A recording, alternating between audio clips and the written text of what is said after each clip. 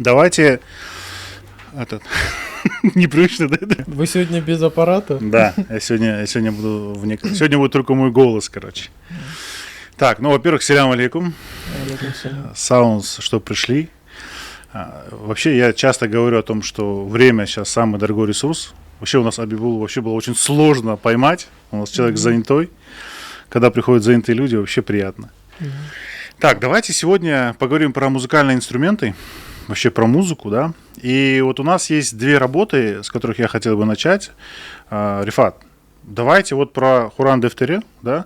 Просто мы, когда были на презентации, мы Абибулу не видели. Ты, наверное, выбрал специально такой день, когда он был занят, чтобы... Нет, он был занят во все дни просто. У него это нормально. Да. Давайте сделайте, ну, как бы такой вот человек, который не знает, что это такое, там, ну, он живет, может быть, не в Крыму или еще не приобретал. Вообще, что это такое и вообще откуда идея произошла сделать такой сборник? Мне начать? Ну, вообще, как бы, идея-то давняя. То есть Хуран, мелодии Хурана, ну, где-то собирались мной, с моей стороны, ну, лет 5, наверное, с разных источников. Но как-то не было никого, кто бы понял, вот что я конкретно хочу, вообще какая ценность у этого всего. Потому как, ну, наша музыкальная культура, она идет по пути, как бы это сказать, ограничения, вот крайне ограниченного ряда мелодий, которые используются. В основном это все, конечно, заточено под определенные цели. А вот такие вот какие-то глубинные вещи, простые, народные, там вот, которые буквально в каждой семье когда-то были, они, ну, полузабытые, если не сказать уже забытые. Ну и вот, собственно, прошло какое-то количество времени, когда у меня был просто какой-то материал, естественно, не такого объема, по конкретно этому танцевальному, музыкальному жанру. Но не было никого, с кем можно было бы об этом поговорить, поделиться, там, восхититься, какие-то мнения спросить, в конце концов, именно профессионального, да, музыкального какого-то. Ну и вот, Аллах шкур, появился Абибулла, с которым мы на эту тему много разговаривали, материал собирали. Он постоянно работает со сборниками, с музыкальными. Большинство материала из которого вообще никогда не играется, и никто даже внимания на это не обращает. Ну и я за последние 2 года у своих респондентов всегда спрашиваю, у стариков, которые родились в Крыму, всегда спрашиваю про Хуран, что они думают об этом танце, видели они его в детстве, когда в Крыму жили, а вот как вообще в их музыкальной культуре. Ну, собственно, Хуран был у всех. Вот сколько людей с разных регионов мы опросили, за исключением вот этого вот, который минимально изучен, этот степной Северный Крым, откуда вообще пока ничего не понятно, как там и что происходило, как что развивалось. Практически у всех был Хуран. Но тут есть одна проблема. Наши все старики, все уроженцы Крыма, они дети 30-х годов, и дети, которые там успели пойти в школу, закончить несколько классов, либо там не пошли в школу, но все равно уже это был такой яро-красный советский период, и они зачастую все мелодии, которые у них есть, они почерпнули не от своих родителей, а в школе. Вот, то есть там в УТУЗе, например, учителя школы, они с детьми на переменах выходили и танцевали Хуран. Ну вот чему эти учителя детей научили, то, собственно, и осталось. А учили они их строго специфическим вещам. То есть там куплеты, которые пелись во время танца, были про школу, про партию, про какие-то новые ценности. Да? А сами движения сохранились? Движения тоже это проблема. То есть движения раньше везде были разные. Однозначно в селах разные варианты были исполнения. Это во-первых. Во-вторых, мужской и женский Хуран — это все разные планеты. Они друг с другом не пересекались. Сейчас это все одинаковое. Причем, во-первых, со сцены ушел Хуран. Ну, особо никто его не ставит, потому что никто не знает, что с этим делать. Вот там К чему его, да, Хуран? Применить. Куда его деть, да. Ну, что там, как показать танец, который там, ну, хотя бы на 3 минуты будет на сцене, и чтобы это было не однообразно, красиво, и учитывая то, что в основном музыканты наши знают, Абибулла тоже подтвердит, 2 мелодии, да, в основном. Это манека ядан индеми и тувахджина, даже не знают, что это тувахджина, но знают, что это Хуран. Вот их 2 и играют. Ну что сделаешь из 2 мелодий? Это во-первых. Во-вторых, движение осталось там буквально 3-4 шага. Позиции рук все куда-то исчезли. Вот эти взялись из классического балета ручки вверх, ручки вниз, вообще, которые у крымских татар никогда такого не было. Непонятно, откуда это взялось, но теперь это классикой считается.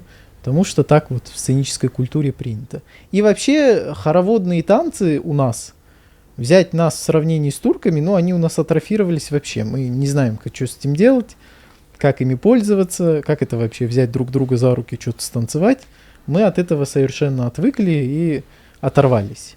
Ну вот, собственно, из-за этого жанр фактически на грани ухода полного. Единственное место, где он продолжает сохраняться, это о чем мы уже и говорили, это крымско-татарская свадьба.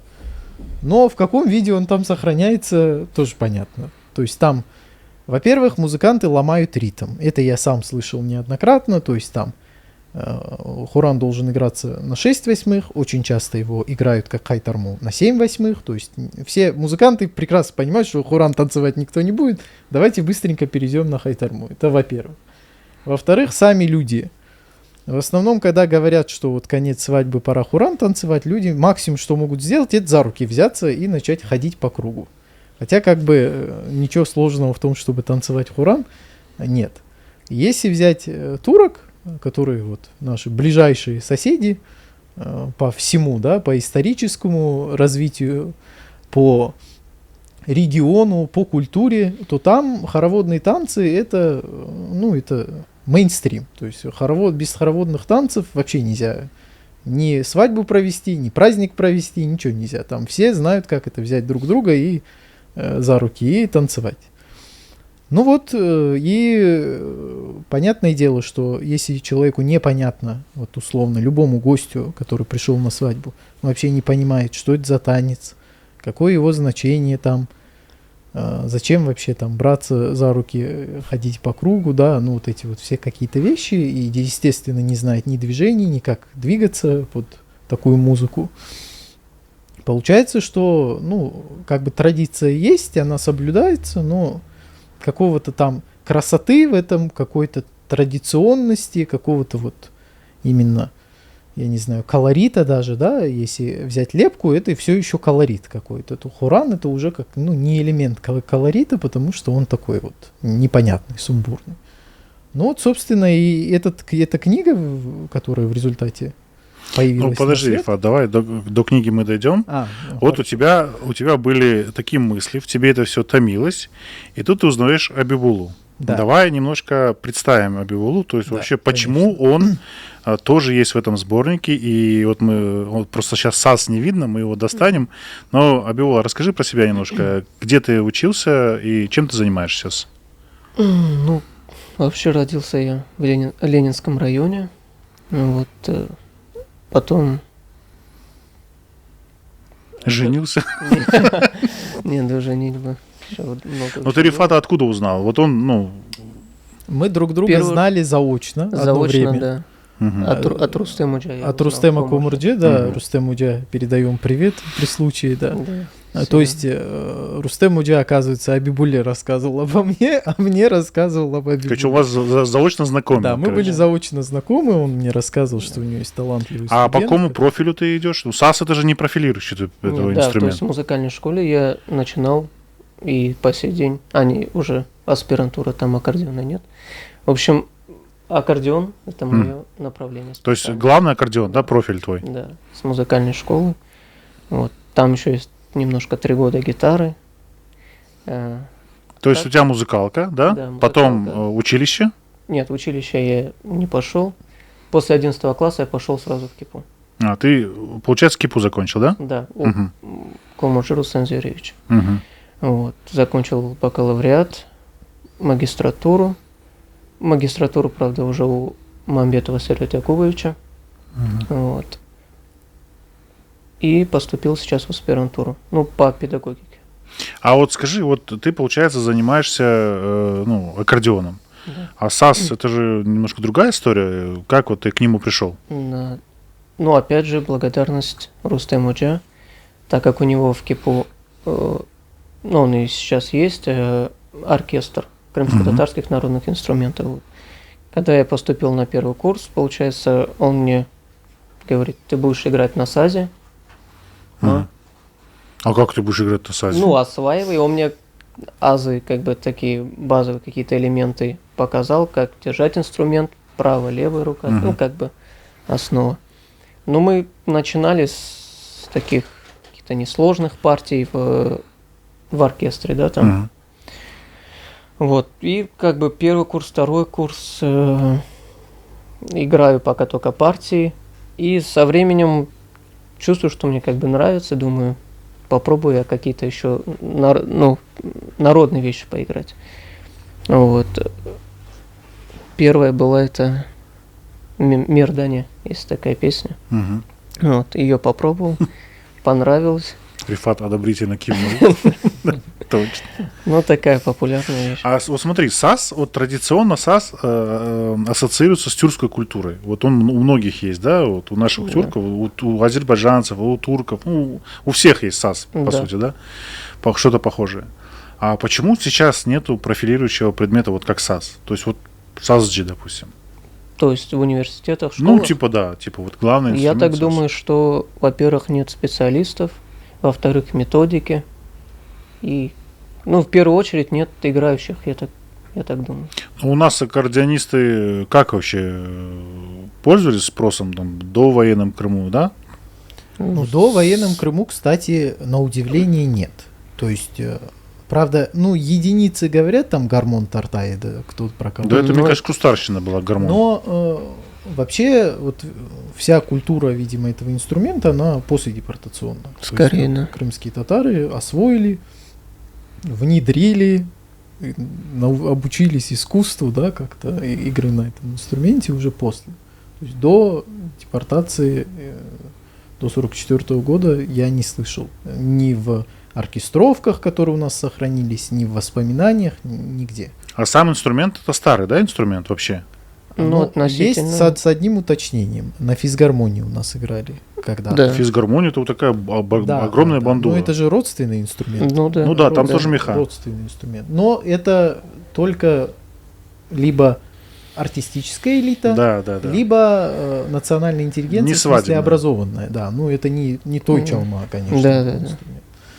Так, Да. и вот получается твое знакомство с САЗом, да, он тебя начинает привлекать, увлекать. Да. Да. Какая перспектива вот в этом САЗе есть вообще? Вот есть ты можешь, допустим, сейчас преподавать это САЗ? Ну, как бы я уже занимаюсь, уже, наверное, 2 года точно преподаю.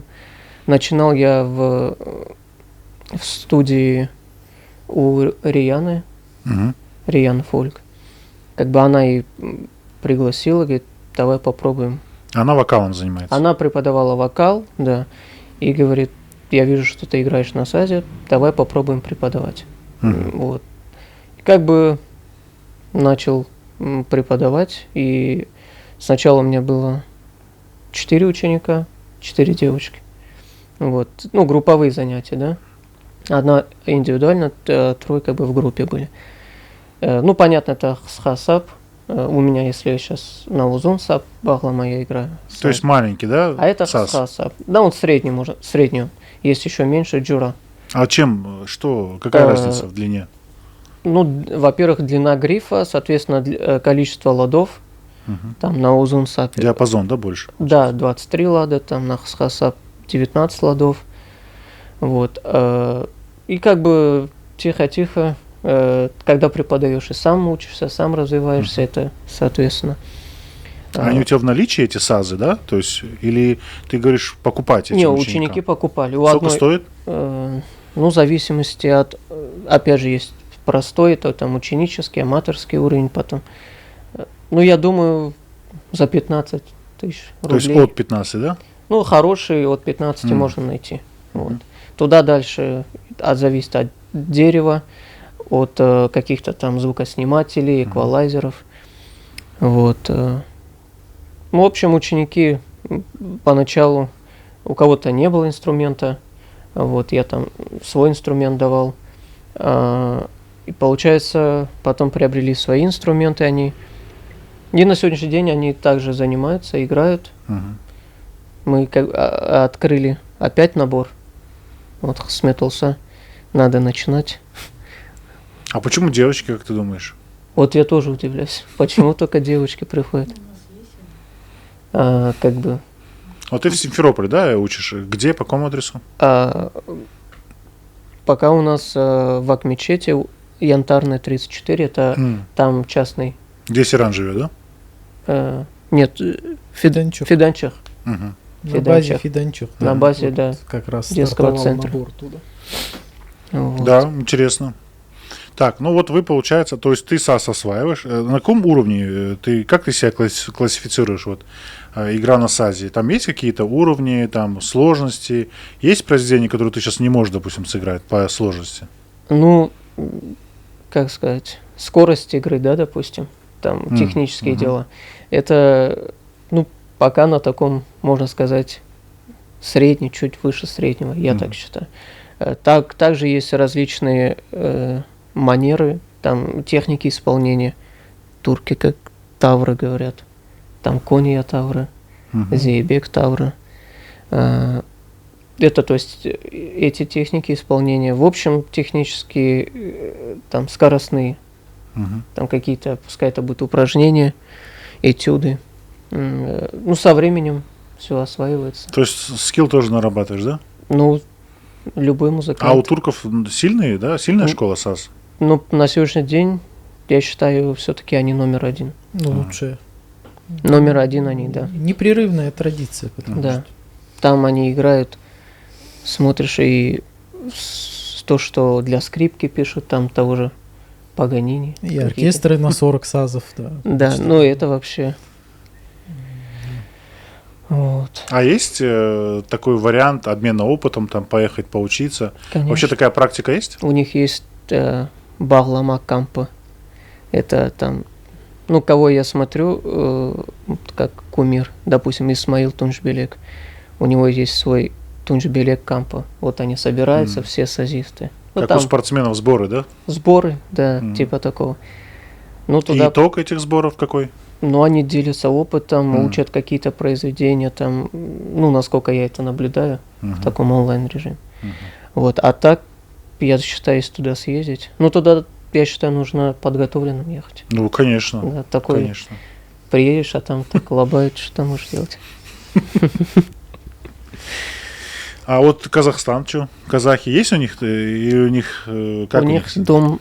Ну, домбра это как бы родственник, но Да. в 7-м поколении вот того саза, который Что, мы настолько пользуемся. далеко, да? Да, они как, ну, да, не техникой, ну... Они, во-первых, пальцами играют. Во-вторых, количество В основном. струн, вообще, ну, Да. очень многие моменты. Конечно, когда-то у всех этих инструментов был единый предок, видимо, персидского происхождения, но наш саз, там, казахская домбра, там, кого еще можно вспомнить? У узбеков вроде бы есть саз. Как они Должен его быть саз называют? у них. Как они Как? его называют? Как-то по-другому они его называют. Сейчас...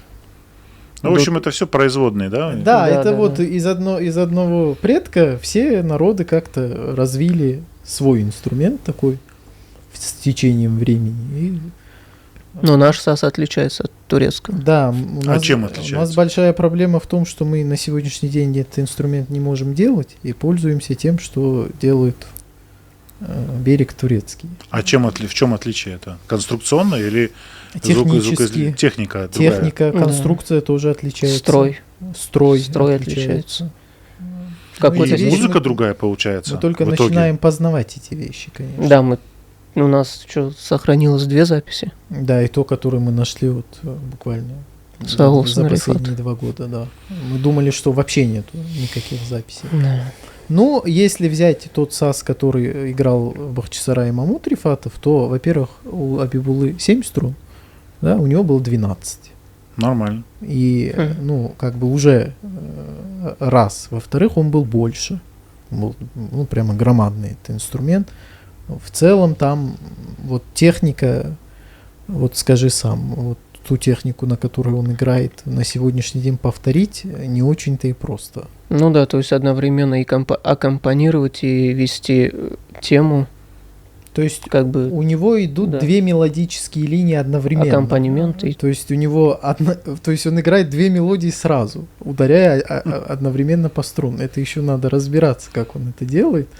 Но он потомственный музыкант и один из последних носителей традиции.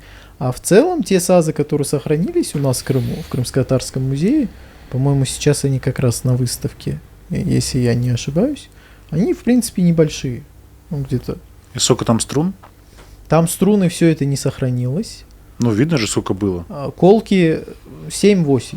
Ну, то есть это другая разновидность. Вообще саз изначально в самом персидском языке означает любой инструмент вообще. То есть саз, ну, это все. Струнный инструмент или вообще? Любой Любой инструмент. вообще. То есть любой инструмент это саз. Но потом с течением времени вот этот инструмент, как бы, он считался такой Всем инструментом всем инструмент. инструмент, да, потому что там были разные представления, что он близок к человеческому голосу, ну вот разные были обоснования. Или как И- с Ксерксом история. То есть он пришел как САС, и все начали его САС называть. Вот, кстати, саз, это, видимо, судя по всему, в Крыму это именно большой вот этот инструмент, который у Мамута Рифатова был. Есть две разновидности. Одна вообще непонятно, что это такое. Он назывался Булгария. Связано ли это с болгарами, я не знаю. Но свидетельство о том, что был такой инструмент у крымских татар, у нас есть. И третий это баглама. Баглама это то, что турки сейчас называют джура. Это маленький инструмент, камерный. Вот на нем мы пока вообще не играем в Крыму, даже на джуре. Да? Ну, в оркестре есть у Рустам. Очень. Ну, я имею в виду сегодня, никто на ней не играет, Пока ничего не нет. исполняет. М. Это и техника, и звонкость, да, и звук, но это все отличается по конструкции. Конечно, в идеале надо брать и реконструкцию делать мастерам по дереву, музыкантам в содружестве, делать опять А крымские сазы, но пока... Ну, мастера, получается, это же прям вообще прям серьезная, да, тема? Я знаю, что на Кавказе делают, вот сазы там кто-то, по-моему, домбры делают, кто-то. На Кавказе очень, особенно у кабардинцев, если я не ошибаюсь, у них есть шишепшин или чишепшин, называется, национальный инструмент, они его делают. Но мы пока максимум, что можем, это играть нашу музыку приблизительно, как мы ее видим, слышим, чувствуем, знаем, на инструменте, который делают, конечно, в Турции. Потому что там семьями они вот... Ну, понятно, да, это понятно. Все у них бежит. А вот смотрите, вот вы говорите, да, и вы думали, что не было никаких записей. А какие самые старые ноты, вот произведения вообще мы имеем сейчас?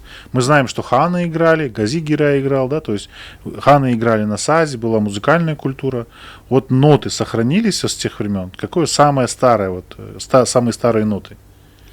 Ну и Хоран старее, получается, ему 700 лет. Нет, ты нотный материал. Да. Ну, Именно ноты, Именно- написанные То ноты. есть сыграть произведения, которые играли ханы. Ноты, которые у нас есть, самые старые, это 1896 год. Это же вообще мало. Это очень мало, и многие даже не догадываются, что настолько все плохо. Почему? Вообще ноты, ну, европейское изобретение, вот именно вот эти ноты, которыми мы сегодня пользуемся, и на Востоке большая часть музыки, она передавалась устно. А слух? Да. То есть сам макамат, он не подразумевает в большинстве своем какой-то нотной записи. Поэтому нотная запись добралась до тюркских народов, ну, видимо, одними из первых это были турки, только в XIX веке. А до этого были, конечно, единичные материалы по усманской музыке, например. Ну вот Кантемир, Кантемир, да. Уфки. Алиувки, да. Да, был. это то есть европейцы, которые каким-то образом попали к османам Уфки был поляк. Бобовский, да, изначально. Кантемир был молдавский. То есть люди, да, которые молдавский из подарок. другой Ну, то- культуры пришли Да. в турецкую культуру. попали в турецкую администрацию, то есть там приняли ислам впоследствии, стали работать, и вот благодаря им самые старые образцы турецкой музыки, они как-то сохранились, потому что они вот той европейской нотации, которая на тот момент была, или у них своя была система. Вообще, изначально ноты записывались как бы арабскими буквами. Мгм. Вообще изначально. Вот, потом со временем, ну, кстати, вот у Алиевки уже более европейская Европейский. система. Да. И Это, Кантемир то есть тоже. тоже это конец какого? Уфки 19-го? это 17 или 16 век? 17, да? век. Вот с нотами, да? Это уже с нотами, да. Ну, это это материалы, нормально. которые есть. Сборник. Дома-то есть. Забыл. Ну, в общем, с нотами проблема в этом плане. Мгм. То есть у нас в Крыму то же самое. Кто записал первые ноты? Спиндиаров, Красев, Кончевский, Пасхалов. Ну, то есть начало люди, 20-го, да? это люди, которые, да, начало 20 века, там, 20-е годы, пик такой записи крымско-татарской музыки, но это есть свои проблемы. Во-первых, эти люди не знают музыки, с которой работают. То есть они со своей европейской гармонией, со своими всеми делами пытались записывать крымско-татарскую музыку. Конечно, эта музыка искажалась, там упрощалась, где-то они не могли, не знали. Вообще, вплоть до того, что вот этот размер 7/8, 9/8 изначально просто европейские музыканты, композиторы, которые работали с крымскими татарами, не знали, как его написать вообще. Так у Ну, них же Балкан там под Вот боком. крымские Балканы, во-первых, на территории Российской империи были не особо популярны. Ну, во-вторых, там, я не знаю, какая там история с нотной записью, но вот эти вот размеры неровные, да, наши, аксак, то, что называется, да, оно было сложно. И поэтому Спиндиаров, когда записывал крымские эскизы, он все сделал в удобстве для европейского оркестра. 7/8 на 3/4. 7/8 Он на же 3/4. как-то адаптировал, да, под европейскую. Он взял, просто мелодическую линию сохранил, но оркестр бы не сыграл, если бы он это записал как в оригинале. Мгм. И вот он переложил это все на 3/4, да? Ну, 7/8, я имею в виду, на 3/4. 7/8 на 3/4, а 9/8 Тоже, наверное, на 3. тоже, по-моему, На 3, да. В общем, Мгм. Короче, уравнял, чтобы было удобно. Ну хотя бы это, хоть что-то имеем. Да. Ну, Если вот условно. о Газаи говорить, расскажи о своей дипломной работе. Да, ну у меня был структурный анализ крымско-татарской музыки ханского периода. Вот. Ну, получается, из ханского периода ноты остались только вот Гази Герая, потом там есть... Чобан Ахмед. Да, Ахмед Чобан То есть Герай. прям ноты произведения. Да, ноты произведения. И Селим Герай. Все, вот вроде ноты только от них. Но опять же, там пишут о количестве, допустим, 69, кто-то там 72 называет вообще произведение. А ну, насколько точно это именно их произведение, мы не можем так Тут сказать. есть проблема. Да. То есть Газы Герай жил в XVI веке. И часть произведений, самые ранние, которые от него остались, они уже были записаны через 100 лет после того, как он умер, по-моему, у Кантемира. У Кантемира Махор То есть пишет. его уже в живых не было тогда, но просто еще были люди, которые сказали, вот это играл Татархан. Они его Газгирай даже не называют. Татархан у него вот везде он так проходит. Но этим нотам, прошло всего 100 лет, еще как-то мы можем верить, да? Мы пока не работали с самим Ничего себе, источником. всего 100 лет. 100 лет это немало. Вот. А его ровесников, то есть чтобы прям вот его рукопись там или еще чего-то там, или при его жизни было записано, такого не существует вовсе. Но, допустим, Кантемиру там, учитывая сохранение традиции, с большой вероятностью можно верить. То если мы приходим вот к цифре 69-72 произведения, то мы оказываемся в такой ситуации, что в 19 веке, когда до турок добралась нотация, у крымских татар вообще ничего не сохранилось вот от этого. Вот это все только в Анатолии, только там у каких-то музыкантов в репертуаре. Мы, получается как? То есть приходит человек у музыканта, который там сазист, который там или на тамбуре играет, там, или на чем-либо еще. И такой, он ему играет произведение, а на дворе 19 век. И когда у него спрашивают, откуда он его знает, он такой говорит, это Татархан написал. А сколько веков прошло между ними? Вот как мы на сегодняшний день можем сказать, этот человек правду сказал? Или он просто там не так услышал, не то вообще... Вот если брать работу, которая пока на сегодняшний день не переведена, к сожалению, ни на турецкий, ни на русский язык, есть такой специалист по османской музыке, мы с Абибулой лекции его смотрели, которые с субтитрами были, Зев Фельдман. Он и ЮНЕСКО признан специалистом по османской музыке. Он в своей книге прямым текстом пишет, у него есть книга, называется «Османский макам», очень фундаментальная работа, вообще шикарная, там даже микротона посчитаны там.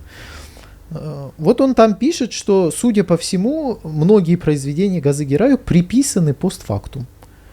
И даже приводит такие примеры, я сейчас не смогу их назвать, но он там пишет, что вот это произведение, например, приписываемое ему, не может быть его, потому что вот этот макам, в котором оно написано, то есть лад, в его эпоху просто его еще не придумали. То есть получается так, что с течением времени... усовершенствовался, просто с добавили. течением времени, во-первых, мы о чем говорим? То есть мы говорим об устной передаче. А в музыке, и Абибулла это прекрасно знает, каждый исполнитель, он что-то где-то, вот играет по-другому, там где-то что-то добавляет, где-то убавляет, где-то... И вот представьте там, сколько, 400 лет, да, проходит после Газа Гирая. Да.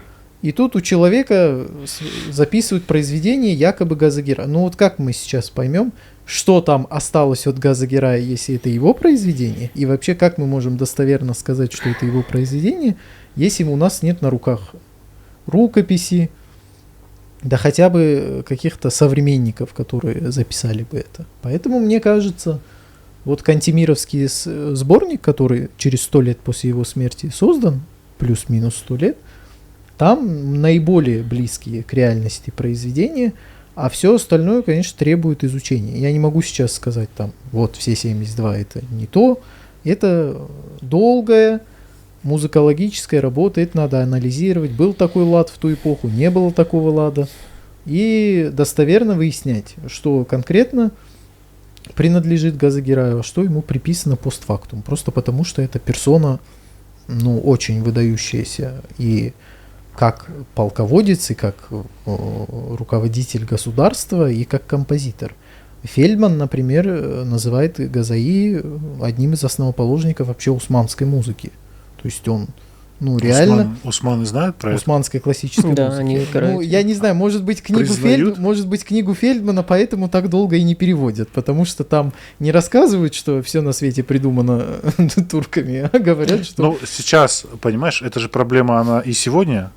То есть сегодня все смотрят на Стамбул, смотрят на Турцию и думают, что это центр всего. Да. Но, видишь, тут такой момент, что, а может быть и нет, может быть и не всего. Во-первых, конечно, надо ждать перевода этой работы, я надеюсь, она будет. Она на английском языке на сегодняшний день, она уже давненько написана. И, конечно, работать в этом направлении. В том числе анализом. Абибулла анализировал произведение. Так, а что ты понял, Абибулла? Ты говоришь проанализировал. Анализ же, он какие-то выводы подразумевает? Да, мы, как сказать, анализировали с точки зрения классической европейской музыки, да, по европейскими ладами анализировали. Что вы хотели? Какая цель была? Уровень понятия? Мы доказали, в принципе, что и выяснили, что все эти произведения являются, точнее, эти произведения имеют макамный принцип развития мелодий. Что это значит? Это значит, что, допустим, в макаме вообще есть такое понятие, как такие мелодика, ритмоформулы. То есть, допустим, в ладу нехавент, Нехавент. Это по факту Нехавент это по-нашему минор. Мгм. Вот. В этом ладу есть вот определенные такие как мелодические формулы, которые характерны именно для этого лада. Вот. То есть, когда композитор что-то хочет сочинить, он использует именно эти ходы, эти обороты, вот какие-то мотивчики. Вот. И мы видим при анализе, что вот композитор в первых двух тактах вот дал какую-то темку, мелодию, и в дальнейших вот там 40-50 тактов он именно вот эти мелодию этих двух первых тактов развивает. Мгм. Там где-то этот ход там сыграл в обращении, там, ну это надо как более, Ну да, это там своя в двух терминология. словах не скажешь, Да. да? Ну а в целом как бы и вот этот принцип развития, что, кстати, мы выяснили, что там еще есть своя кульминация в каждом произведении, и она приходится вот на треть, ну, вот, на треть произведения. То есть как золотое сечение, есть еще Мгм. такое. Мгм. 3/4, да, вот Мгм. именно там кульминация и потом такой как спад. Мы анализировали пешревы, такой жанр, да, и сас-семаи. Пешрев имеет, получается, 4 хане. Это 4-частное произведение. Хане как часть. А ты это играл потом? Да. Вот на саде, да? Да, То есть ты сегодня сможешь сыграть это? да, попробуем. Все, есть. Я просто чуть-чуть добавлю. Ты расскажи о том, что есть такая проблема, что мы до сих пор свою музыку анализируем с позиции не своей музыкальной теории. То есть мы Это еще да. не доросли до Мы- того, чтобы... Используем европейские, да, термины, ее систему европейскую, да. Ну, это как переводить текст через 3 раза через Google переводчик. Там один и тот же текст. Ну, у меня в танцах Джеффер, как бы Джемиля ансамбль, он сказал, что мы пользуемся французскими всеми терминами в Ну танце. да. Ну, это однозначно, Это конечно, понятно. потому что классический Своего нет. балет и все оттуда. А здесь проблема, она глубже. Ну вот, к примеру, вот я анализирую лад Хюсейни, а там комы. Комы это, то есть четверть-тона.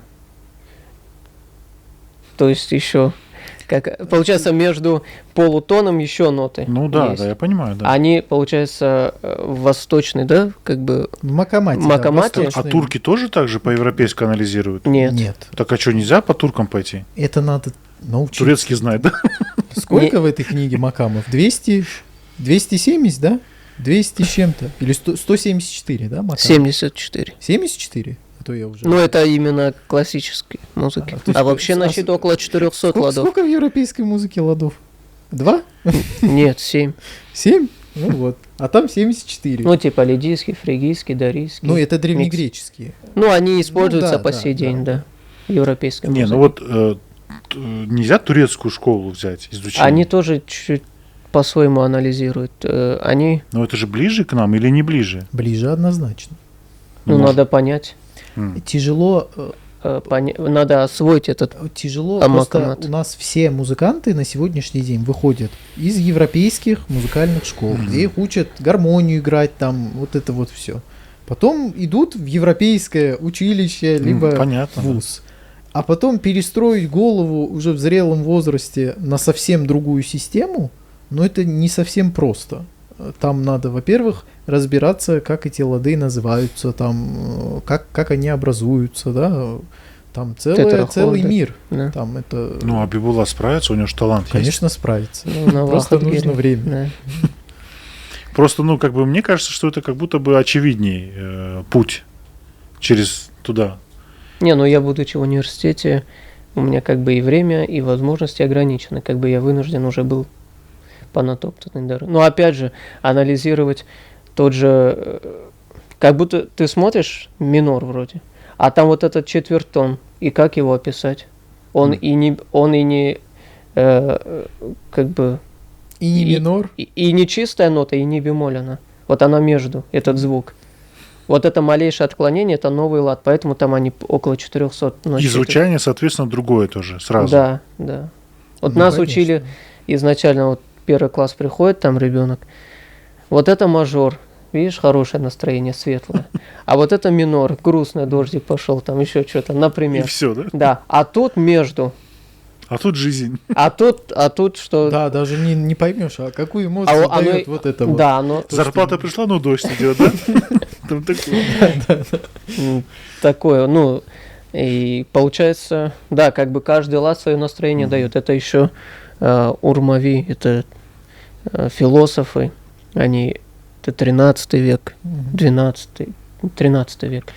Вот, они описывали, что каждый лад несет свое вот настроение. Там же у этих ладов там и истории интересные, и там называются какими-то регионами Аравии, там Да. Хиджаз, Нихавен. вот, Нихавен, да, то есть И они носят Исфахан. название городов каких-то, ну, это лад, то есть как просто это, то есть из чего Звукоряд. построена Да. определенная мелодия. Что в идеале должно быть, что вы взяли нотный сборник, и там написано макам такой-то, усул такой-то, как у турок это происходит. Да.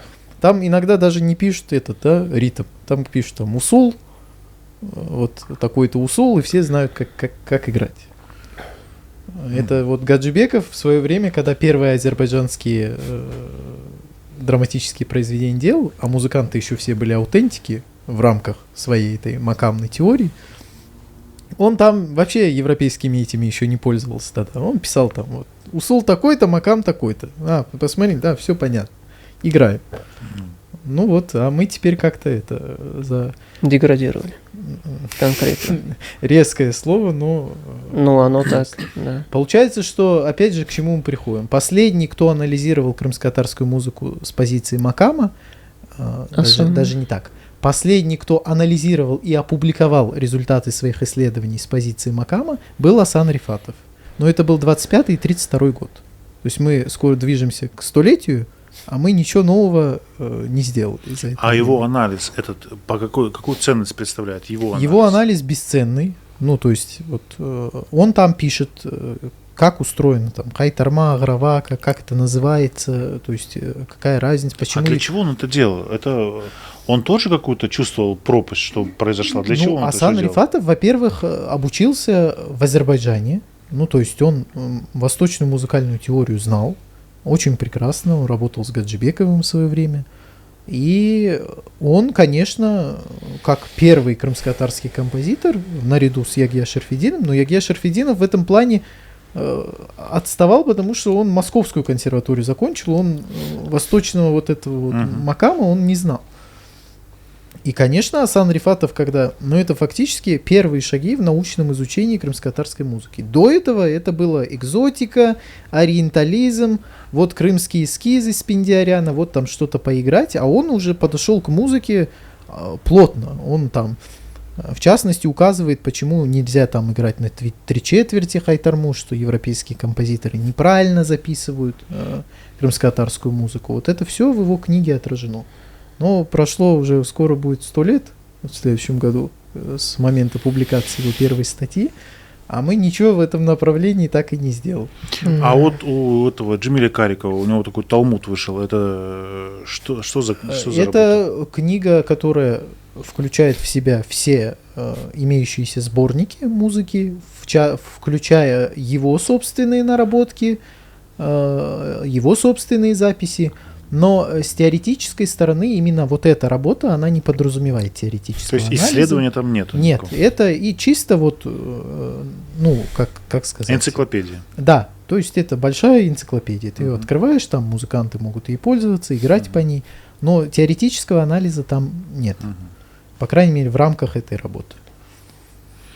Так, ну давайте вот к вашей работе ближе приблизимся, да. Вот получается возникла такая необходимость. Рифат, там у тебя какие-то данные имелись на руках, и что было дальше, что называется? Дальше было обсуждение, а не хотим ли мы это издать, да? Ну, то есть мы какое-то время... Какая цель? Давай вот с этого начнем. Какая цель этого издания? Цель, ну, она прозрачная. То есть крымские татары понятия не имеют на сегодняшний день, что такое хоран вообще, почему он так называется, почему это вообще, что это за танец, как его танцевать, все прочее. Там вот эти вот вещи. Поэтому это издание, оно не может быть исчерпывающим, там, фундаментальным, либо еще кем-то. И это первая попытка как-то в народ вернуть известность этого танца, там, популярность его, знания об этом танце. То есть тут собраны сведения, которые со всех разных источников собирались. Ну и у меня, конечно, есть такое пожелание, такая, я не знаю, мечта, наверное, чтобы благодаря выходу этой книги крымско-татарские ансамбли, хореографы тоже как-то, уже немножечко обратили внимание на вот эту вот часть культуры. Может быть, кто-то воспользуется материалом отсюда, танец поставит, может быть, захочет там, я не знаю, что-то спеть, да, какой-то мане из этого сборника. Вот в целом цель основная — это познакомить широкого читателя, который на сегодняшний день в силу многих причин не может унаследовать эти знания от своих старших, потому что они сами выросли в условиях, в которых эти знания не передавались, сконцентрировать все вот в одно такое компактное издание и народу предоставить на его уже суд, на его личное усмотрение, как люди это будут пользоваться, может быть, кто-то обработки будет делать. Я тоже совершенно не против, чтобы из этого материала в итоге делали какие-то новые произведения. Вот глобальная цель такая, лаконичная. Пипула, твоя какая была работа в этом? Моя работа заключалась в первую очередь записать, набрать это, точнее, в программе, да, записать. Вот. Да. Вот это. Да. Вот. Ну и некоторые, получается, хораны мы снимали на слух.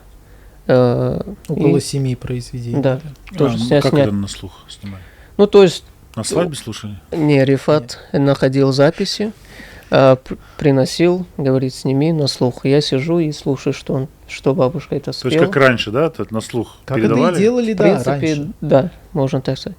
А потом сначала это снял, потом еще 100 раз это проиграл, послушал. Перепроверил. Да. А ты там свои лады не добавил? Нет, Рифат сказал, не добавляй. Вот, потом, мало того, что снял, и потом это надо записать грамотно, в ноты. Вот. Был у нас с Рифатом спор. Не спор, просто думали, как лучше. Там, допустим, в Хуруузине Хартана спела в тональности ми бемоль минор. То есть музыканты поймут, это 6 бемолей. Когда ты смотришь, это надо там напрячься. Чуть-чуть, да. Вроде бы мелодия, может, и не совсем сложная, но эти 6 бемолей чуть-чуть как будто пугает. Я думаю, давай в ми миноре напишем, там от всего один диез, комфортно, удобно. Рифат говорит, нет, надо в ми миноре. Рифат, а ты откуда знаешь про эти бемоли? Ты же стоматолога учился.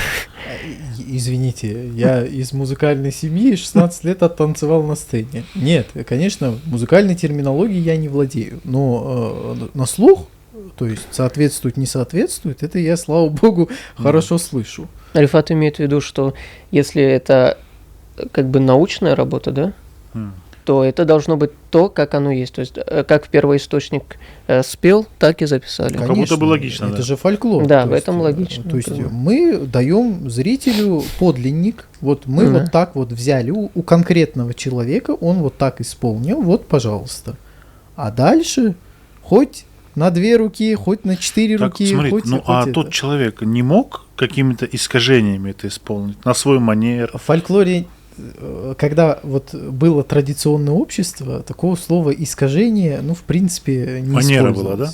То есть каждый вокалист, каждый исполнитель, он работает с мелодией, которая ему достается там от родителей, от предков, он работает с ней самостоятельно. При этом структура мелодии сохраняется. Об этом в одном из видео говорил наш выдающийся этномузыколог Ленур Асанов. Вот он говорил, что в каждом конкретном случае исполнитель одновременно становится композитором. То есть какие-то штрихи в мелодия приобретает благодаря тому, что вот она, собственно, таким образом и эволюционирует. То есть когда из поколения в поколение какое-то устное произведение передается, там возникают, естественно, какие-то штрихи, какие-то мелизмы, какие-то вещи, которые исполнитель сам от себя добавляет, естественно, в рамках традиции, потому что фольклор, он существовал, функционировал и жил вплоть до коллективизации и вот этого вот всего стечение всех в города и появление массовой культуры, которая шла сверху вниз, а не наоборот. И поэтому любая фольклорная единица, даже если это вариант одной песни, там, который там по Крыму мы собрали, там 5-6 вариантов. Вот сам скажешь, как в Айсерезе поют песни Шуял-Тадан.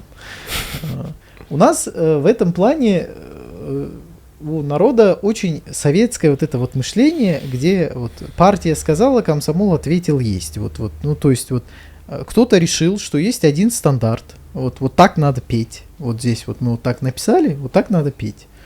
И все, кто пел как-то по-другому, даже если это записи начала 20 века, когда еще даже Советского Союза не маячило на фоне, это все они что-то навыдумывали, напридумывали, на вот это вот все. Собственно, у нас и с языком то же самое, и совсем то же самое. То есть, если кто-то что-то не так говорит, это у него язык, он неграмотный. Если кто-то что-то не так поет, это он тоже неграмотный. На самом деле, вот наши предшественники, Ягья Шерфединов, Асан Рифатов, почему крымско-татарская музыка сохранилась?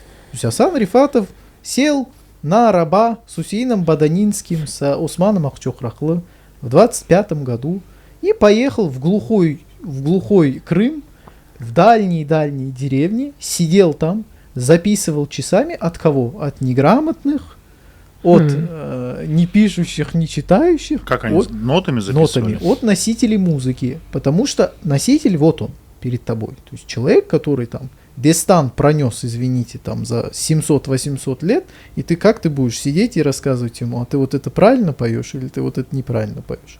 И все, что мы на сегодняшний день имеем, когда-то записано от обычных бабушек, дедушек, там, молодых, которые там чингджилар были кедайляры и в том числе.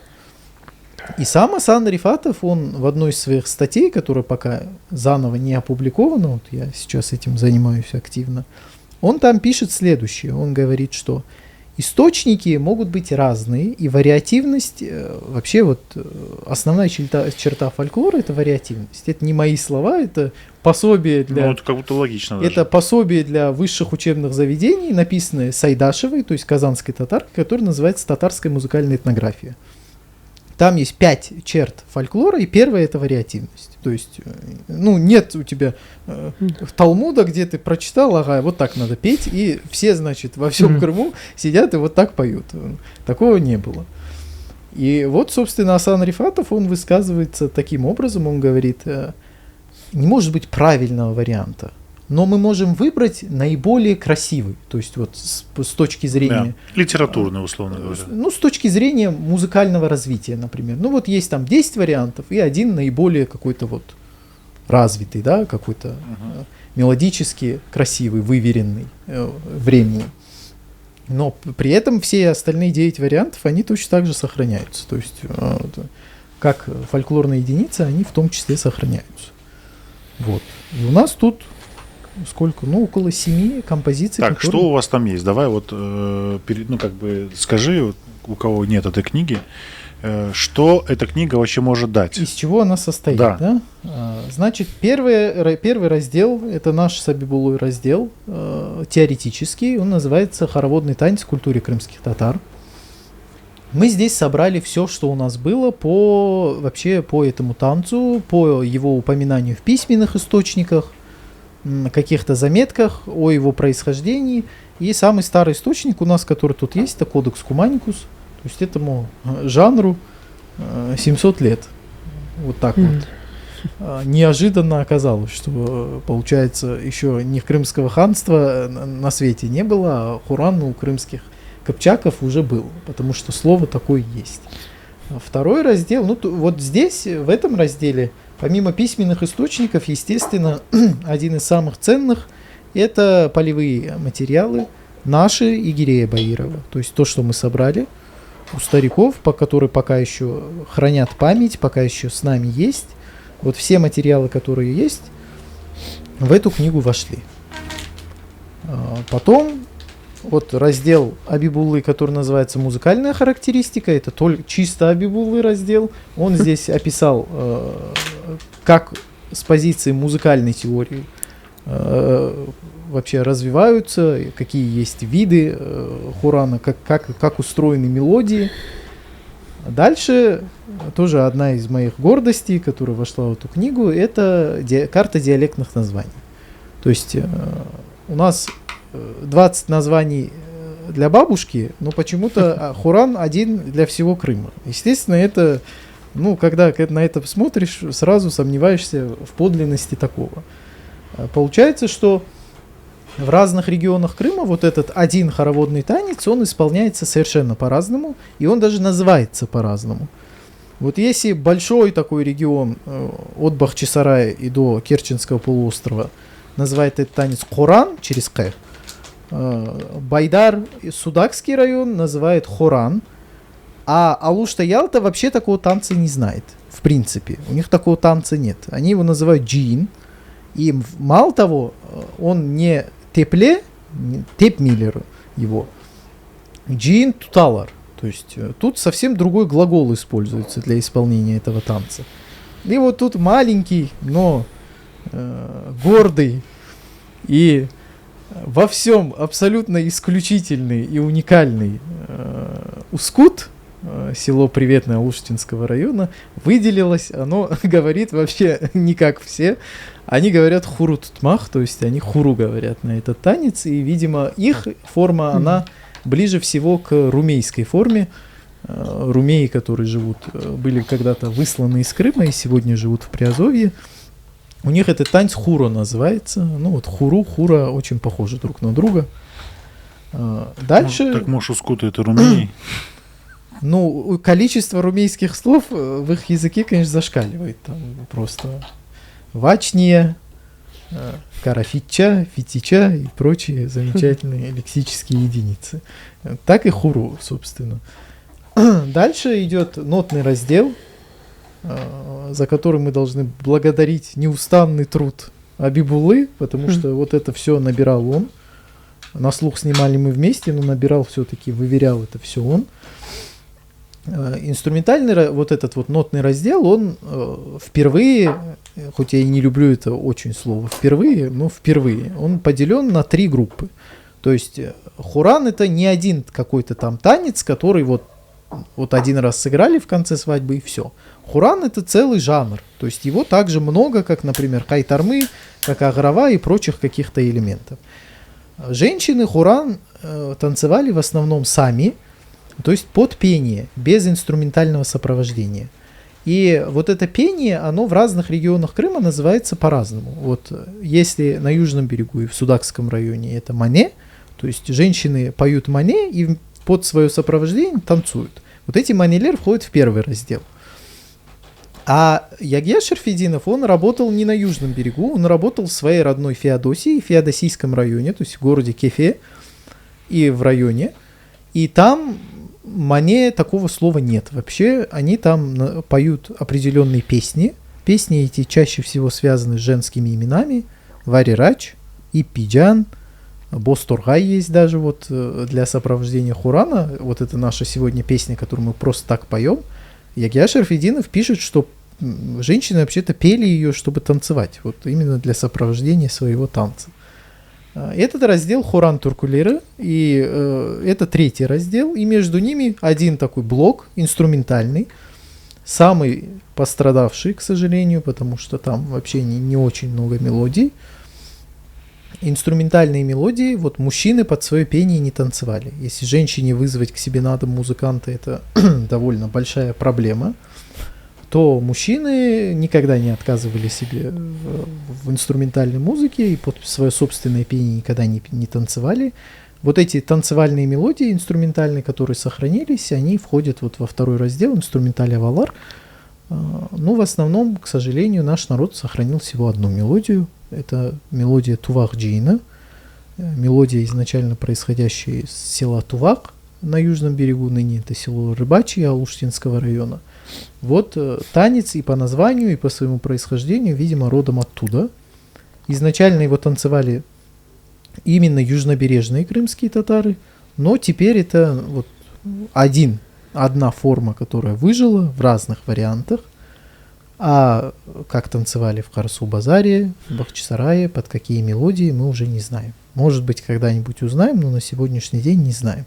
Вот у меня еще 2 года назад, когда я первый раз попытался спросить о том, как танцевали Хуран в Карсу-базарском районе, я как раз общался с Нариман Ага в Катарша-сарае, я у него спросил, я говорю, а вот Хуран же танцевали? Да, говорит, обязательно. Мужчины в конце конушма, то есть после мужской свадьбы, обязательно Хуран.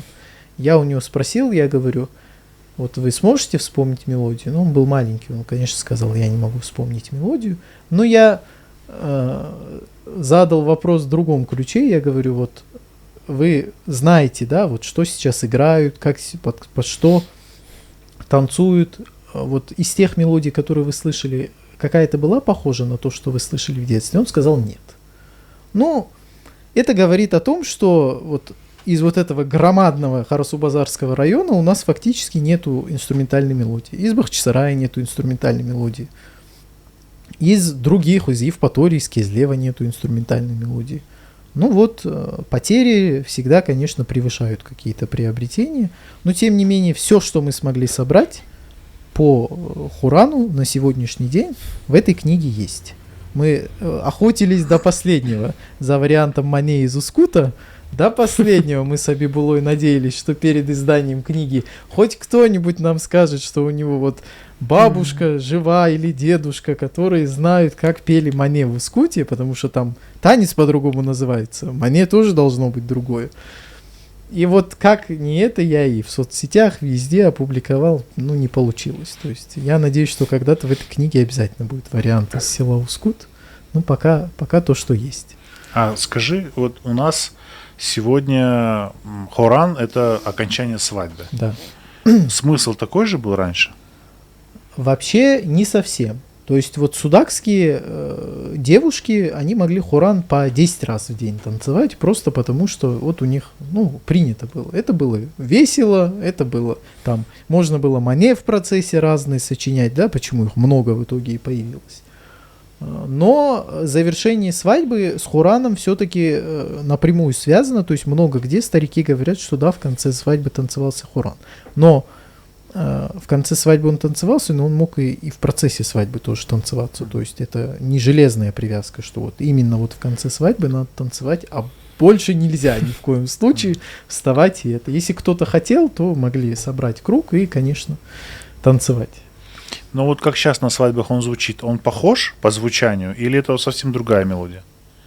Не, ну как бы это один из вариантов. Но один вариант и звучит как бы. Ну, звучит, да? То есть Да. это все-таки Хоран. Нет, конечно, Не это джазовая, не блюзовая постановка? Нет, джазовая это все-таки джазовый Хуран. Ну, Это уже кто как играет. и это, ну, зачастую это джазовый Хуран, под который я со своим опытом не могу танцевать, потому что он ломает размер, то есть ритм ломает. Но эта мелодия не с потолка, то есть ее они не придумали. Она вот была, Ну да. эта мелодия Каядан Индем, которая самая распространенная на сегодняшний день. Мы не знаем, откуда она изначально вышла, но на весь народ вот она одна распространилась. И Тувахдиина. Сейчас будем пить в хаве. Давайте вот про тему хаве Аласа. Вот скажите, Абиба, ты на ноту, да, переложил? То есть вот скажи, чем... Нет, Хаве Васа.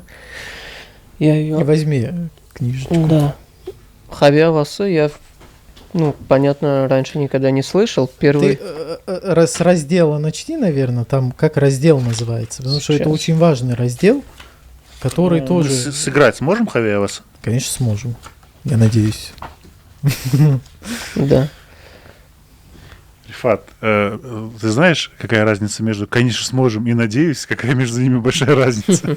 Нет, я знаю, что Абибула сможет, но это... Да. Вообще, Хаве Васа, я его в первый раз увидел в книге Асана Рифатова. Это 1932 года, да, сборник. В разделе «Инструментальные обрядовые произведения». Вот. Тут у нас и Тахсим Пешраф. То есть вот разный. этот весь раздел Да. посвящен свадьбе фактически. Вот все мелодии, которые там есть, они исполнялись во время свадьбы. Там для каждого обряда своя мелодия есть. Там То всё есть там Хавиаласан во время там все свадьбы. прописано. Там Да, и Киева вот он- Авасы, Аглама Келин. Хавиаласа. И вот Хави Авасы там практически в конце этого Да. раздела. Вот он. Тоже интересная такая мелодия. Непростая мелодия. Простая Абибула, ты мелодия. можешь Да. как музыкант оценить эту мелодию? То есть, возможно, составляющие, из чего она состоит, время, как ты предположить, когда она была написана, это 100 лет назад или там 500 лет назад этому произведению? То есть, Ну, вот какой-то анализ музыкальный можешь дать? в плане времени, когда она была написана, это, конечно, сложно. Ну, я не знаю даже. Это- Ну, в обозримом прошлом, ну, на 200 лет назад мы можем ее распространить, Ну, потому что это хотя бы обряд, так, да. обряд вещь упрямая, она стабильная, она функционирует, как, ну, то есть там же нету, как на лимончиков, извините, в этом разделе. Ну, То есть понятно. обряд, да. Лимончики по времени можно примерно. да, вот, обряд это что-то укрепленное, то, что народу Да. понятно, то, что обязано соблюдаться, поэтому, ну, 200 лет я этой мелодии могу смело дать, а там, конечно, дальше Может, и немножко больше, сложно. да. Она, скорее всего, была, но в той или форме, в которой дошла, это уже вопрос. Сейчас, паузу давайте сделаем, поставим вам хаве. Какой филиаль красивый. Знаешь, почему у тебя спросил насчет оценки музыкальной? То есть, что я имею в виду? Вот ты как музыкант, ты же видишь вот эти вот стишки, когда вот ты смотришь там на платье, да, ты видишь, как швы идут, как что идут. А, ну, и Ты можешь примерно вот как-то понять, сколько времени, как минимум, это будет композиции? Из чего она состоит там, ну? ну, тут как бы на первый взгляд, что это произведение двухчастное, тут две части у нее, да? Вот. В плане самой мелодии лад тоже как будто интересный, как будто бы где-то и минор потом отклоняется он. Ну, меня больше смущает, вот, допустим, ферматы. Вот во втором в такте в конце, допустим, фермата. Вот Что это значит? фермата это, то есть надо условно постоять, да? Остановиться на ноте. Да, вот ты тянешь ее определенное время какое-то. Тянешь. На не- свое видение, да, свое видение. Вот. Что это может значить? Вот как ты думаешь? Музыкальная интуиция тебе что говорит? Ну, раз эта вещь, это произведение обрядовое, возможно, музыканты так играли.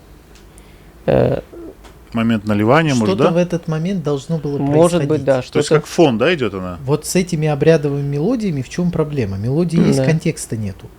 Вот, например, у нас в долу, да? Контекст, кофейная церемония. Нет, Рифат. это да. Ну, а как вот в музыка, она же тесно связана с происходящим в конкретный А момент вы сейчас времени. сыграете, я вам расскажу, что происходит И в вот, этот момент. вот, например, в частности, вот там, да, надо остановиться, ну, то есть мы какое-то время подвисаем, да, в музыке, то есть нота держится одна. Разлив? Вот у меня Может есть тоже такое мнение. Ну, Да. Ну, и это же кульминация, вот, и ты фоном держишь то есть музыкальный фон. музыканты подчеркивают момент, который вот в данной ситуации происходит. Дым, возьми. Да. Ну, в плане записи, как бы размер тут, ну, 4/4 это стандартный, да, размер. Стандартный для кого? Ну, не знаю. Для обрядовых мелодий, Наверное, для обрядов, Да. да. для женских мелодий. Как бы Я знаешь, Под конец. знаешь, почему я спрашиваю? Потому что вот Рифат сказал, что у турков нет хави аваса. Я искал, не нашел. Ну, допустим, да, то есть, может быть, есть, но, допустим, это на поверхности, ее нет. Да. Почему? Это важный вопрос. Потому что сейчас идет расследование кофе в нашей культуре, след, когда появился, какое значение. Ну, окей, со значением все понятно, значение большое. Теперь нам нужно понять, мы ее унаследовали от османской культуры, или же у нас был самостоятельный путь, или, возможно, османы унаследовали у нас ее. Потому что сегодня, конечно же, очевидным это Стамбул, да, все Да. там, они вот у любого, кто в Турции живет, Ну, понятно. для них это супер очевидно. Да, конечно. Все, это йеменский кофе, конечно же, это Стамбул, конечно же, это Османская империя. Вы уже потом, как один мне сказал, там написал, вы осколки Османской империи. То есть вы там где-то там на галерке сидите, да, Да, и не да. отсвечиваете. До Классика. вас запах подошел, и вы пьете все. Ой, Да. Вот, но, понимаешь, изучая вообще культуру и кулинарную культуру, да, и еду, понимаешь, что не все так однозначно и не очевидно. Поэтому, чем больше вопросов мы по кофейной тематике будем задавать, а музыка — это документ. Если Асан Рифатов его опубликовал, значит, это все дело исследовалось, этому внимание уделялось. Если И, соответственно... оно закреплено в обряде. Вот. И, соответственно, если мы знаем, из чего оно состоит, Да. условно говоря, допустим, если у тебя силикатный дом, да, и там судакским камнем цоколь выложен, ты примерно можешь по времени даже понять, когда дом строился. Да. То есть, также я по этой же логике говорю разобрать музыкальную композицию, то есть деконструировать и понять, И это можно сделать Какого в будущем, если у нас будет нормально с образованием, со всеми этими делами, музыкальный анализ делать можно. Но мы на сегодняшний день там в детсаду еще, в яслях. ну ничего, все Вот нормально. Но Главное- там есть пометка. Например, Асан Рифатов не везде расставляет пометки, но именно второй. вот для этой мелодии есть пометка, он там отсылает к пометкам, и там написано тойда қаве дағытқанда Қаве берілген уақытта чалыныр да. Қаве берілген вақытта чалыныр. То есть Тойда. играется во время раздачи кофе. То есть и На это свадьбе. именно свадебная обрядная Да, тема. Да, однозначно. да. То есть это все относится к свадьбе. Ну, такая своеобразная мелодия. Ну попробуем, да, сыграть? Попробуем, да. Все, это важно. Да. Так, хорошо. Значит, с кофем так более-менее понятно. У тебя какие еще композиции есть? Он Газгера играл. Да? Газигера я играл То есть произведение. это произведение тоже, да, сможем сыграть? Одно из них, да, можно будет. Ага. Окей. Ты не хочешь рассказать о том, как ты с традиционной музыкой взаимодействуешь? Учишься чему? Вот по этим штукам. Ну, можно, кстати, затронуть... да, там давайте Хаю попеть спокойно. В плане. Просто он об этом не расскажет, но он вот этот сборник переиграл сверху донизу, я не знаю сколько раз вот этот, который у него в руках. Как бы большинству людей вообще наплевать на то, что там написано, потому что вот один шалахой есть, вот его можно лобать до упора. И как-то хочется, чтобы он рассказал об этом. Как вообще? Как тебе традиционная музыка? Ну, задай правильный вопрос, Рифат. Ты Ну, же ну. больше в вопросе. По этому сборнику Вот работать, вот во-первых, смотри, есть, например, вот ты, у меня так часто бывает, я вот себе в голове как картинку построил, а потом я приехал к какой-то бабушке, и она такая мне, а это все ты неправильно думал, а Мгм. было вот так. И после этого ты такой, ты уже понимаешь, что делать преждевременные выводы нельзя никогда. Может быть так случится, что там завтра Баркитап Чхар, и там будет написано вообще все по-другому. И окажется, что опять же не все так однозначно, как Блэдер рассказал. Вот ты... Я, кстати, не люблю это слово. Ну да, конечно, это вырежете. И вот ты, то есть ты начал играть нашу музыку, когда вот вообще, в принципе, крымско-татарскую музыку? Ну, с музыкальной школы. Музыкалки Ну, что-то как бы- давали, да? не давали, но вот у нас был там свой одесский крымско-татарский ансамбль. Рамитли Сулейман Седометович, руководитель был. Вот. Он как бы собрал детей в музыкальной школе, и там мы начали учить, там, начиная с Мисхор Хазы, там с Эски Хармхайт Армаса. Ну, Мгм, самое элементарное, да, такое. Мгм. Ондан башлан, короче, Ондан началось. башлан. Да. Мгм. А со временем, понятно, слушаешь то, что есть в интернете, снимаешь с других музыкантов. Ну вот ты познакомился с музыкой там вот давно, с такой известной, да, потому что, ну, всем известно, Популярной, потому что да. популярной Мгм. музыки. И идет время, и ты углубляешься, больше узнаешь. Там вот было такое, что ты привык какую-то мелодию воспринимать вот так? Ну это Да, ты привык ее воспринимать, что... Слом шаблона, короче. Вот там, например, где-то он выучил ее как музыкант, там кто-то научил. А да. тут он, вот ты берешь в руки сборник 100-летней давности, и оказывается, что там все совсем по-другому. Ну, это... Ну, до этого говорили, что наша... Ну, не то чтобы наша, народная музыка, она вариативна. И Конечно. характерна вариативность, вот. Например, ну вот Асан Рифатов, как бы он в своей книге и пишет, к примеру, Орнен Йола, да, степной вариант и какой еще вариант? Вот это очень важный вопрос. Да. То есть, в основном, Какой-то как еще сейчас вариант. делают? Там степной и южнобережный, да. Во-первых, Да. очень многие скажут, что делает Орнан Йол на южном берегу, потому что это же Ор, зачем вам это на южном берегу надо? Во-вторых, вот, например, вот в этой книге есть мелодии, у которых по два варианта.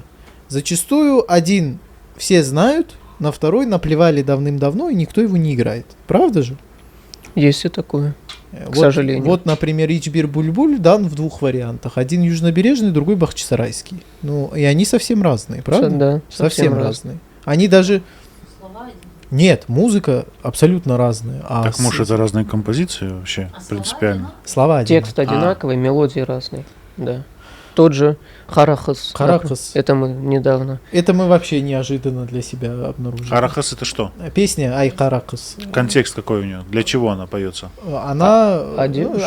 просто лирическая песня Да, о девушке. о девушке. Просто мы привыкли слышать один вариант, а тут выясняется, что есть второй вариант, который не менее... Не менее Ну, интересный, интересный, очень да. красивый и записан Да. еще и в городе Кезлеве. Да, они записаны в разных городах. То есть совсем разных местах. Которые мы знаем, видимо, из Бахчисарая. Да, он судя по бахчисарайский. всему. Вот Ногайбейты, например, в этой книге вообще не тот, который мы знаем. Вообще не тот. Даже не близко. Причем Да. сам Асан Рифатов, тот вариант, который мы сейчас знаем, он не особо любил. Он говорил, ну, что-то не Не, ну то. это могла быть субъективная оценка. Конечно, это однозначно. То есть во всем ориентироваться на его мнение тоже нельзя, но все равно за все годы научного изучения крымско-татарской музыки это самый сильный ученый, и до него пока никто из нас, к сожалению, не дорос. И вот он, если бы такую короткую жизнь не прожил, не был перемолот вместе со всей семьей в репрессиях в 1938 году, конечно, он бы сделал гораздо-гораздо больше. Вот есть, например, мелодии в этом сборнике, которые никто никогда не играл, правда? И много. Да, есть такие мелодии. И в современных реалиях, Сейчас. мне кажется, есть определенная усталость от одного и того же. Ну, не знаю, как у других, у меня есть она. Ну, То есть, вот, по кругу. Вот ты как? Усталость есть, Абибула, у тебя? Усталость От есть одного от и того. одного и Или того. тебе, наоборот, Холай выучил и все, да? ну, на данном этапе мне еще надо сначала это все основательно разобрать, выучить, чтобы, может быть, устать. Не, ну, в целом, допустим, тут есть Тахсим Пешраф, допустим, те, которые я не слышал от музыкантов. Есть там тот же Харагос, тут он есть, Ахшам Шериф, Мгм. да, эти тут есть, и еще есть другие Тахсим Пешраф. Например, Судагын Йоллары, Мгм. тот, который мы привыкли, да, слышать такой, с медленной, потом Быстрой будет, частью. быстрой частью. Мгм. Тут он, тут одна часть медленная, и она где-то в начале похожа мелодия, но потом уходит, ну, То есть совсем. они совсем даже не близко. Ну, Только в начале немного только похоже. слегка похоже. Да. То есть это, ну, опять же, вариативность, и это как бы заинтересовывает. Да, какие есть еще варианты. А Долу у нас есть еще вариант?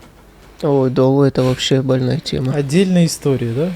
Ну, расскажи про Долу. Сколько ты сейчас? Ну, на насыграл? сегодняшний день я за то, что я вот посчитал, 10 Дол. А на свадьбах играет один из вариантов или тоже Ой, вариативно? там обычно один. и Там, тот же Ну, допустим, кто как хочет. Ну, допустим, Арабаджелар Долса, потом Табана Долса, он же Бахчисарайский Долса. Мгм. Вот.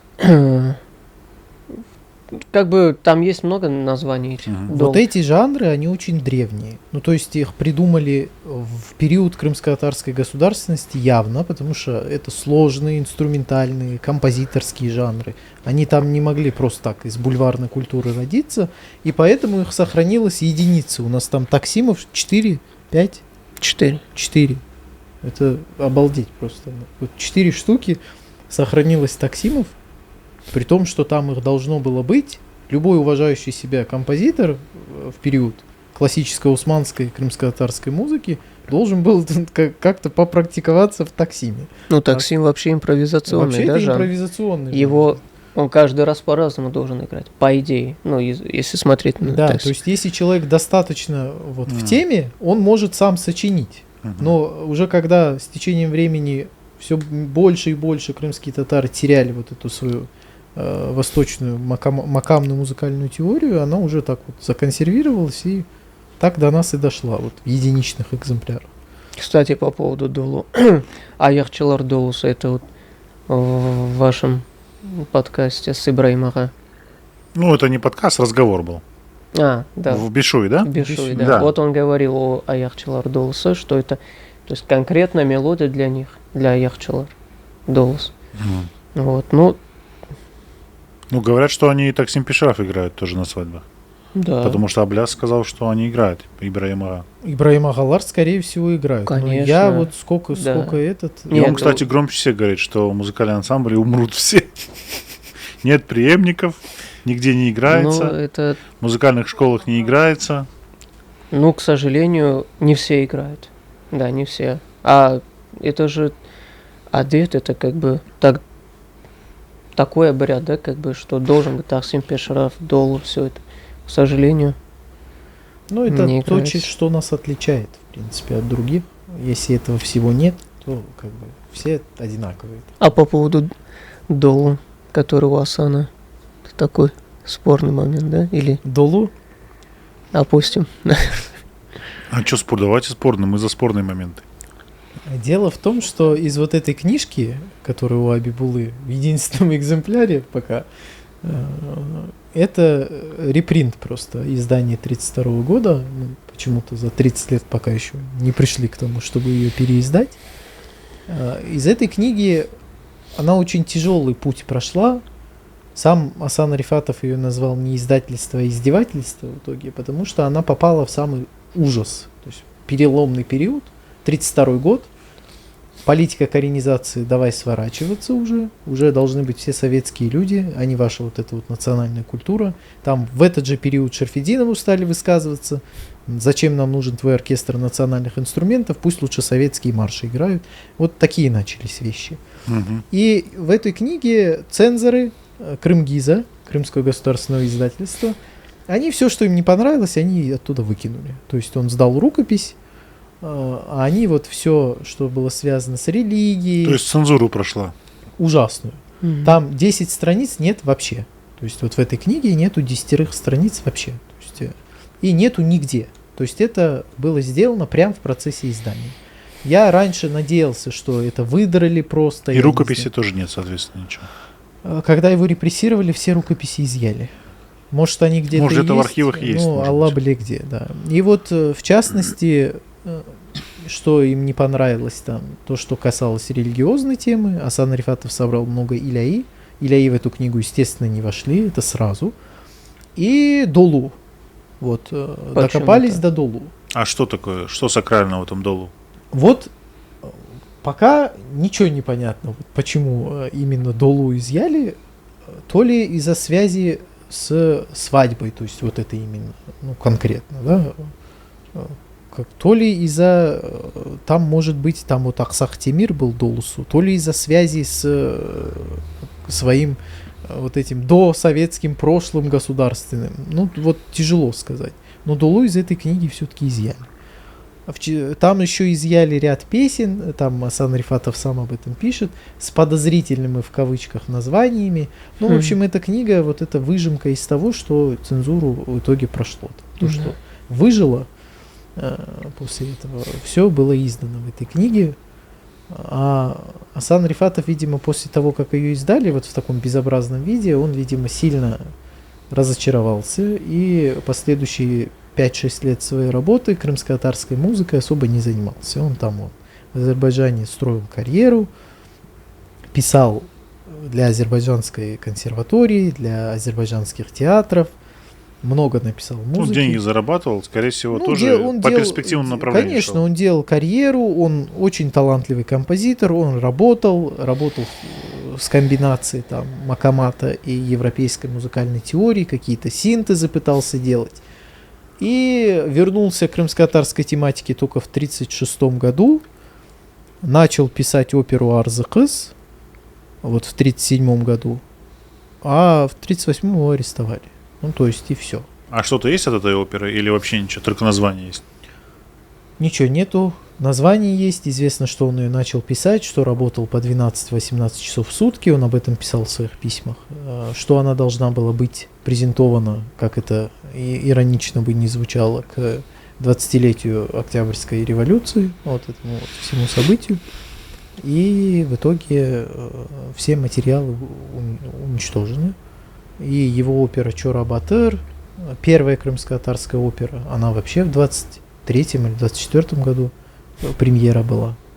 Очень сильное произведение, тоже только куски. Там вот от его сестры уже через 50-60 лет спустя, от его сестры, выжившей девочки, то, что записали, куски от этой оперы есть. А так, в основном, конечно, творческое наследие пока вот все, что у нас есть. Так, ну что, музыкальная пауза. Давай думаю, сейчас да. перенастроимся под САС. Мы сделаем скидку, что это импровизация, что это не концерт, не консерватория, Да, не да. это все понятно. Просто чтобы наши зрители примерно поняли, что это за тема такая. Потому Всё, что я да. уверен, что ее нигде не играют. Вот в чем момент. Ее и не найдешь. Как бы можно. Ну, да, это произведение, то есть Хави Авасы. Ну, честно сказать, и в других нотах нет, только у Асана Рифатова сборники. Вот, в разделе свадебные обрядовые произведения. Вот. Сейчас попробуем на сазе ее сыграть.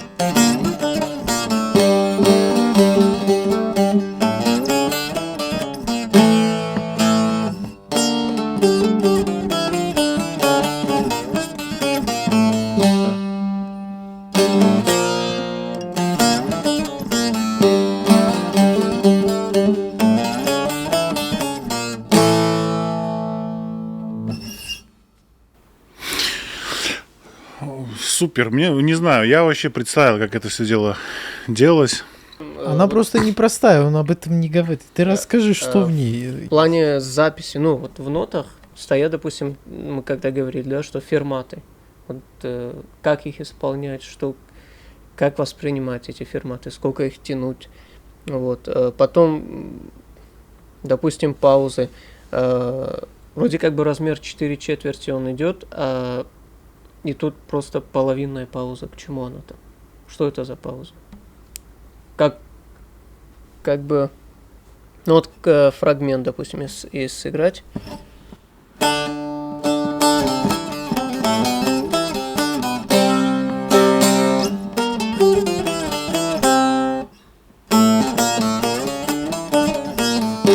Вот услышали, да, паузу? Да, ну разливает кофе. Очевидно Вот это же. пауза. Да, это 100%. Ну. Потому что сколько идет времени вот до этого? Пару минут есть? Вот по нет, композиции. До паузы? Да. До паузы вот, ну буквально, секунд 15. Это ты в начале взял, да? То есть, я думаю, что если композицию вот полностью сыграть и посмотреть на ее рисунок, можно соотнести каждую вот этот рисунок к действию, то есть что происходит. Однозначно. Ну, да, возможно, какая-то... Потому что это очень интуитивная штука. То есть мы кофейную традицию знаем, как она делалась. Ну, то есть имеем представление. У нас есть уджах, у нас есть джезве, у нас есть все. Да, да, да. Поэтому мы можем примерно, понятно, что это примерно, это не будет, вот прям мы точно попали. Но это 100% близко к правде, чем к неправде. Ну, вот так вот. И то, что у нас сейчас есть вообще кофейная тема, да, то есть именно отдельная композиция, которая для этой раздачи церемонии. кофе, да. Потому что, понимаешь, у нас и у нашего народа и джезве есть специальный сосуд для приготовления кофе. То есть это тоже говорит о многом. То есть люди сотнями лет, а может быть даже и тысячи лет варили кофе, и они в итоге пришли к какой-то определенной форме, да, к какому-то определенному сосуду. И, соответственно, если люди об этом много думали, и это очень прочно в культуре засело, значит и музыка появилась. То есть все очень логично. И поэтому, если мы сможем сделать деконструкцию этой композиции, мы сможем хотя бы как-то углубиться. Вот логика вот такая вот. Да. Ну вот она на что похожа тебе? На долу похожа? Ну, мне кажется, нет. На пешрафы чем-то похожа. Вот на пешраф похоже. На Какой-то пешрафы степени чем-то что-то похожа. есть. Это о чем говорит? О том, что примерно время возникновения, такое же старое должно быть, как у пешрафа. Время возникновения раз, и второе ситуация, при которой игралась эта То есть песня. торжественность, она мне лично слышно. И, скорее всего, это кофе, когда подавали, когда Да, открывали конечно, какое-то мероприятие. конечно. То есть вот по эмоциональному настроению, Да. как будто бы это начало чего-то. То есть кофе в начале мероприятия, скажем так. Может быть, вот мне почему-то вот этот зал диванов представляю, вот так сидят послы, и вот эту музыку там кто-то играет в углу и раздают кофе. Вот у меня почему-то такая ассоциация присутствует. Потому что она спокойная, она не ритмичная, она с паузами. Возможно, в эти паузы вставляются какие-то ритуальные вещи, там, я не знаю. То есть это нужно копать в этом направлении. Кто-то пьет. Она Первый. очень спокойная, то есть ты можешь насладиться этим моментом. Мгм. Тебя никто не отвлекает. Это может просто на фоне кто-то играет. Поэтому я и зацепился за эту мелодию, да, и мне хочется сделать ее студийной, то есть вышкаленной, четкой, да, и прямо вот, чтобы она могла дальше в народ идти. Потому что в любом случае найдутся люди, которые захотят ее как-то использовать. В кофейнях пускай будет в церемониях, пускай будет на этом чертовом торта авасы, не знаю, пускай хави авасы поставят. Будь не ладен этот торт авасы, я не У знаю. нас это общество кейта тортов. Я не понимаю этот момент, поэтому он для меня чужеродный. Для меня это как на курбан, там, не знаю, поросенка завалить. Не знаю, вот настолько он. Не, мелодия там какая ужасная. Я не знаю, на торте. Да там что хочешь ставят вообще. Саунс Балар. Сесал.